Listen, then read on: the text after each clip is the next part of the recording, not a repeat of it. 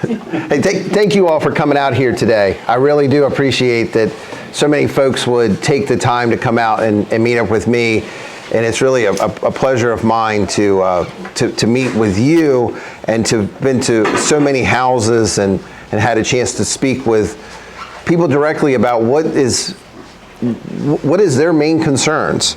Now, I do want to remind you, since we're in a fire department, we do have to talk about muster stations. So if you hear the alarm, don't go get on the truck. You're not allowed on the truck. So I do want to thank my dad and Councilman Holloway for making pancakes, and all of the volunteers, my Aunt Debbie, who invited so many people to come out and cut up fruit, so many folks who come out to help part of the campaign. I really truly appreciate all that you all do for me and for the campaign itself.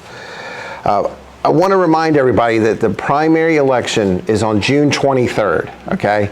Now, that's pretty far out, but it's such an important date. The primary elections is where I'm running, and we don't always get a lot of folks to come out, so we need votes. Early voting is June 11th through the 18th, okay? And that's at the Civic Center. I know in the past, not everybody is real thrilled about early voting. It's kind of it's the present. It's what's there. I'll be out there early voting.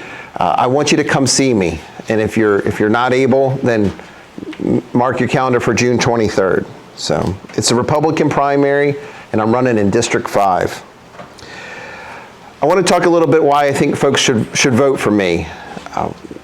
I've watched in this county, I've been going to county council meetings now for 3 years. And we've been fortunate that we have growth in our revenues, but we also have growth in our expenses.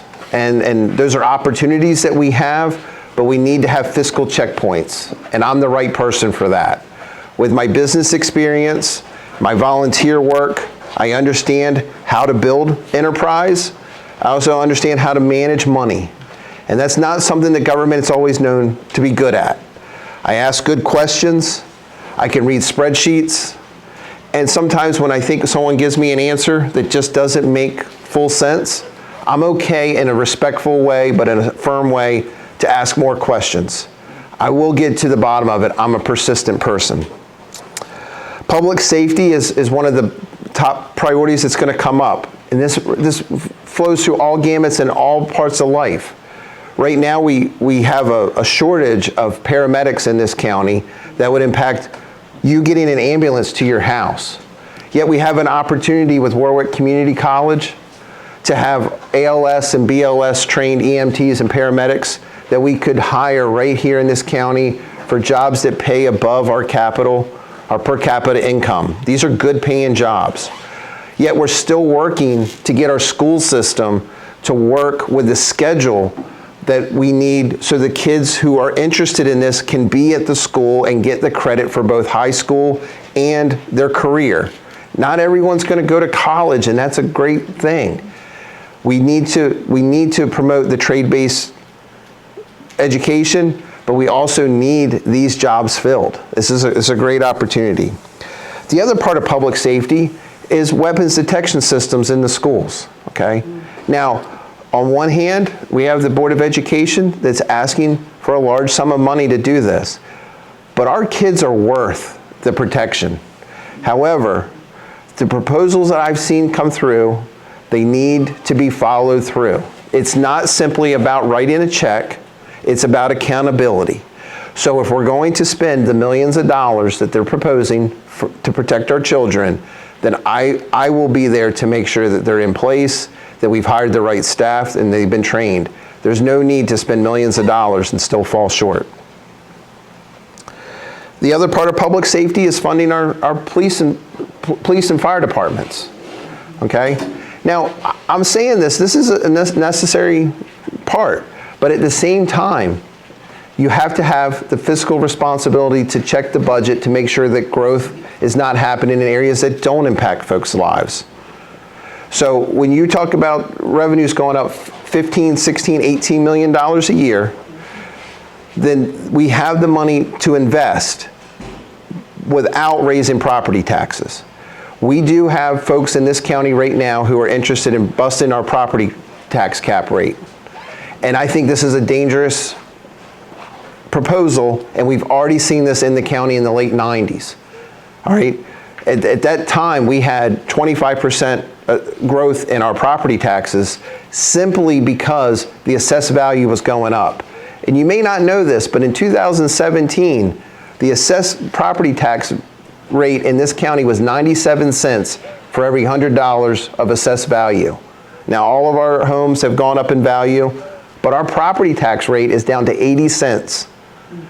Now, I've talked to some of you about tax increases in other jurisdictions.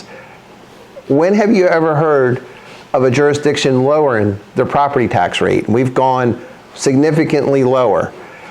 But there are folks right now who would love to put that money back in the government's hands instead of keeping it in private enterprise. And as a business owner, I can tell you that if you keep money in the private sector, you can take $1 and multiply it 5, 8, 10 times more.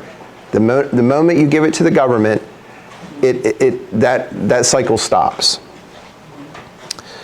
I want to tell you who I'm not. I'm not a yes man. I'm not someone who has to be belligerent or ignorant to anybody else, but I will and always will be willing to hold my own and hold other people accountable, hold myself accountable as well. Doing work behind closed doors where you go out into a public entity like a county council meeting, but the decision's already made, is not something I believe in. Public debate, even amongst folks in the same party, is ideal for democracy. Okay? We can debate, we can argue without it being personal, and I will continue to do that. I have already shown my ability to do that. I want to tell you what I can leverage. I can leverage my experience in business. I can use those small failures and those big victories into my time with the county council. My education, which is in agriculture, you know, right through this part of the town, they're talking about bringing water and sewer. Just in the next 2 years, they would like to spend about $15 million to sink pipes in the ground to bring water and sewer to Parsonsburg without a full plan of where it's going to go.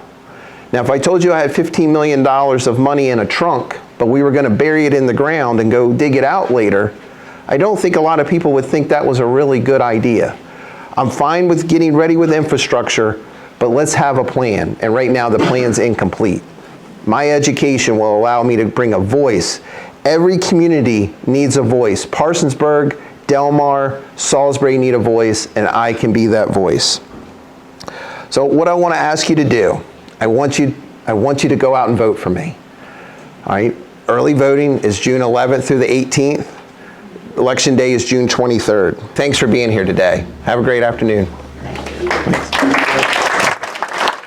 Thank you. Thanks for being here.